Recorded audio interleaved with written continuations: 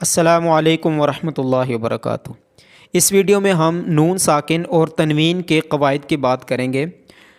نون ساکن سے مراد وہ نون جس کے اوپر جزم سائن ہو، اور تنوین سے مراد دو زیر، دو پیش اور دو زبر ہے۔ تو جب بھی نون ساکن اور تنوین آتے ہیں تو ان کو پڑھنے کے چار مختلف طریقے ہیں۔ انہی چار مختلف طریقوں کو نون ساکن اور تنوین کے چار قواعد کہا جاتا ہے۔ سب سے پہلا قاعدہ اظہار ہے۔ اظہار، جیسا کہ لفظ سے پتہ چل رہا ہے کہ اظہار ظاہر کرنا۔ اظہار میں ہم نون ساکن کی آواز کو ظاہر کرتے ہیں۔ ادغام کا مطلب ہوتا ہے آواز کو ضم کر دینا، مرج کر دینا۔ اس میں ہم نون ساکن کی آواز کو مرج کر دیتے ہیں۔ آگے ہم ایک ایک کو ڈیٹیل کے ساتھ پڑھیں گے اور ان کی ایگزامپلز بھی دیکھیں گے۔ تیسرا ہے اقلاب۔ اقلاب میں نون ساکن کی آواز کو کنورٹ کر دیا جاتا ہے۔ نون ساکن کی آواز چینج ہو جاتی ہے کسی اور لیٹر کی آواز کے ساتھ۔ چوتھا ہے اخفا۔ اخفا میں آواز کو چھپا دیا جاتا ہے۔ اظہار ظاہر کرنا، ادغام ضم کر دینا، مرج کر دینا، اقلاب بدل دینا، کنورٹ کر دینا، اور اخفا میں چھپا دینا۔ یہ چار مختلف طریقے ہیں نون ساکن اور تنوین کو پڑھنے کے۔ جب بھی نون ساکن اور تنوین کے بعد ان 6 حروف میں سے کوئی بھی حرف آ جائے، ایسی صورت میں اظہار کیا جائے گا، مطلب نون ساکن کی آواز کو ظاہر کر کے پڑھا جائے گا۔ وہ 6 حروف کون سے ہیں؟ حمزہ، ہا، عین، ہا، غین، خا۔ ان کو حروف حلقی بھی کہتے ہیں۔ تو حمزہ، ہا، عین، ہا، غین، خا، ان 6 حروف میں سے کوئی بھی حرف نون ساکن اور تنوین کے بعد آ جائے تو وہاں پہ نون ساکن کی آواز ظاہر ہوگی۔ اس کے بعد ادغام ہے۔ ادغام میں آواز کو مرج کرنا ہے۔ نون ساکن اور تنوین کی آواز کو مرج کر دیا جاتا ہے ان لیٹرز کے ساتھ، اگر ان میں سے کوئی بھی نون ساکن اور تنوین کے بعد آ جائے۔ یہ لیٹر ہیں یا، را، میم، لام، واو اور نون۔ ان کو اکٹھا ملا کے جب بولتے ہیں تو ان کو حروف یرملون بھی بولا جاتا ہے۔ اس کے بعد ہے حرف اقلاب۔ اقلاب کے لیے صرف ایک حرف ہے کہ جب بھی نون ساکن اور تنوین کے بعد با آ جائے تو نون ساکن کی آواز کو بدل دیا جاتا ہے، کنورٹ کر دیا جاتا ہے۔ اقلاب کا معنی ہم نے کہا تھا کہ بدل دینا یا کنورٹ کر دینا۔ تو نون ساکن کی آواز کو میم کے ساتھ بدل دیتے ہیں جب بھی نون ساکن یا تنوین کے بعد با آتا ہے۔ اس کے بعد ہے اخفا۔ اخفا میں نون ساکن کی اور تنوین میں نون ساکن کی آواز کو ناک میں چھپا کر پڑھا جاتا ہے۔ اخفا مطلب خفی، چھپی ہوئی آواز۔ آواز کو جب ہم ناک میں چھپا کر پڑھیں گے تو اس کو اخفا کہیں گے۔ ہم نے 6 حروف حلقی پڑھے، ایک ہم نے حرف اقلاب پڑھا، اور اس کے بعد ہم نے 6 حروف یرملون پڑھے۔ ان حروف کے علاوہ باقی جتنے حروف ہیں، تا، ثا، جیم، دال، ذال، ظا، سین، شین، صاد، ضاد، طا، ظا، فا، قاف، کاف، اگر ان حروف میں سے کوئی بھی حرف نون ساکن اور تنوین کے بعد آئے گا تو ایسی صورت میں اخفا کیا جائے گا، نون ساکن کی آواز کو ناک میں چھپا لیا جائے گا۔ اب آتے ہیں ایگزامپلز کی طرف۔ جیسا کہ اب ہم دیکھیں گے کہ اس میں ایک ایک ورڈ پہ نون ساکن میں ہم کون سا رول یا کون سا قاعدہ اپلائی کر رہے ہیں۔ سب سے پہلے ہے من اجلن۔ من اجلن، اس میں نون ساکن کے بعد حمزہ آیا ہے۔ یاد رہے کہ جب بھی الف کے اوپر زبر، زیر، پیش یا جزم سائن آ جائے تو الف کو حمزہ پڑھا جاتا ہے۔ تو یہاں پہ نون ساکن کے بعد حمزہ ہے، اس لیے یہاں پہ اظہار ہو رہا ہے۔ نون ساکن کی آواز کو ہم بالکل ظاہر کر پڑھیں گے۔ من اجلن، من اجلن، جیسے بالکل سمپل پڑھا جاتا ہے، اس کو بالکل اسی طرح پڑھا جائے گا۔ اس کے بعد ہے من ہادن، یہاں پہ ہا آ رہا ہے جو کہ حروف حلقی میں سے ہے، یہاں بھی اظہار ہوگا۔ من علق، من حکیم، من غفور، من خوف۔ ان 6 حروف میں سب سے پہلے میں حمزہ آیا ہے، دوسرے میں ہا، تیسرے میں عین، چوتھے میں ہا، پانچویں میں غین اور پھر چھٹے میں خا۔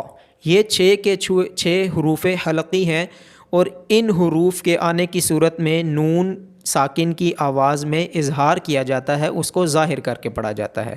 اس کے بعد ہے فَمَن تَبِعَ، یہاں نون ساکن کے بعد تا ہے جو کہ حروف اخفا میں سے ہے، تو یہاں پہ نون ساکن کی آواز کو ناک میں چھپایا جائے گا۔ فَمَن تَبِعَ، اخفا میں جیسا کہ آپ کو معلوم ہے کہ نون کی آواز جب آپ نون پڑھتے ہیں تو آپ کی زبان تالو کے ساتھ ٹچ ہوتی ہے، لیکن جب ہم اخفا کریں گے تو ایسی صورت میں آپ کی زبان کہیں بھی ٹچ نہیں ہوگی، بلکہ ناک میں سے آواز آئے گی اور ناک میں آواز چھپ جائے گی۔ فَمَن تَبِعَ مِن ثَمَرَةٍ مِن جُوعٍ مِن دُونِكُمْ مِن ذَهَبٍ فَإِن زَلَلْتُمْ مَن سَفِهَ من شکر من صلصال ان ضللت، یہاں پہ جو نون سبز کلر میں ہیں ان پہ اظہار ہو رہا ہے اور جو نون سرخ کلر میں ہیں ان پہ اخفا ہو رہا ہے۔ آگے چلتے ہیں، کچھ مزید ایگزامپلس دیکھتے ہیں۔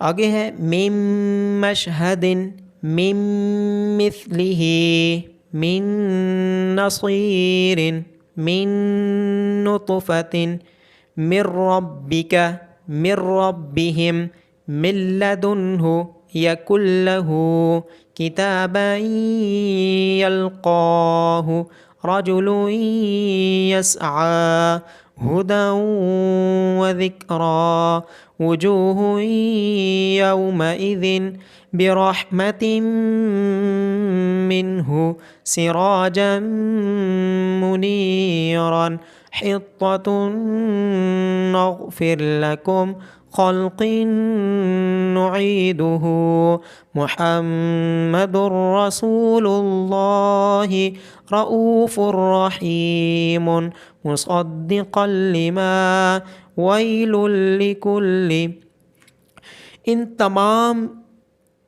ورڈز میں ہم نون ساکن یا تنوین میں ہم حروف یرملون ہونے کی وجہ سے یا را میم لام واو نون، انہی حروف میں سے کوئی نہ کوئی حرف ہر دفعہ نون ساکن یا تنوین کے بعد آ رہا ہے، اس لیے یہاں پر ہم ادغام کر رہے ہیں۔ نون ساکن کی آواز مرج ہو رہی ہے اگلے لیٹر میں، جیسا کہ ہداؤں، اب واو کی آواز میں ہم نے جو ہدن، یہاں جو نون کی آواز تھی اس کو ہم نے مرج کر دیا واو کی آواز میں، ہداؤں و ذکرا کتابیں، اب یہاں پہ یا تھا کتابن، یہاں جو نون کی آواز آنی تھی اس نون کی آواز کو ہم نے مرج کر دیا ہے یا کی آواز میں، ضم کر دیا ہے آواز کو، کتابًا یلقاہ۔ اس کے بعد ہے میم مشہد، یہاں پہ نون ساکن کی آواز میم میں مرج ہو گئی ہے۔ من ربک، یہاں پہ را میں نون ساکن کی آواز مرج ہو گئی ہے، اور یاد رہے را اور لام ہونے کی صورت میں ادغام غنے کے بغیر ہوتا ہے۔ من ربک من ربہم من لدنہ، باقی جتنے بھی یرملون کے 4 حروف ہیں جس میں یا، لام، یا، میم، واو اور نون، ان میں سے کوئی حرف نون ساکن اور تنوین کے بعد آئے گا تو ادغام ود غنہ ہوگا، اور اگر لام اور را میں سے کوئی حرف آ جائے گا تو ادغام وداؤٹ غنہ ہوگا۔ من ربہم، اس طرح یہاں پہ غنہ نہیں ہوگا۔ اس کے بعد آخری لائن میں ہے من بعد، یہاں پہ اقلاب ہو رہا ہے، یہاں پہ نون ساکن کی آواز میم میں بدل رہی ہے۔ اقلاب کا مطلب کنورٹ ہو رہی ہے آواز نون ساکن کی مین میں، من بعد، تو جب بھی نون ساکن کے بعد یا تنوین کے بعد با آئے گا تو آواز کنورٹ ہو کے میم میں بدل جائے گی۔ من بقلها انبئهم لینبذن۔ اس ویڈیو کے لیے اتنا ہی، امید کرتا ہوں آپ کو یہ ویڈیو پسند آئی ہوگی۔ اگر آپ کو ویڈیو پسند آئی ہو تو چینل کو سبسکرائب کر دیجئے اور اس ویڈیو کو شیئر کر دیجئے۔ جزاک اللہ خیراً۔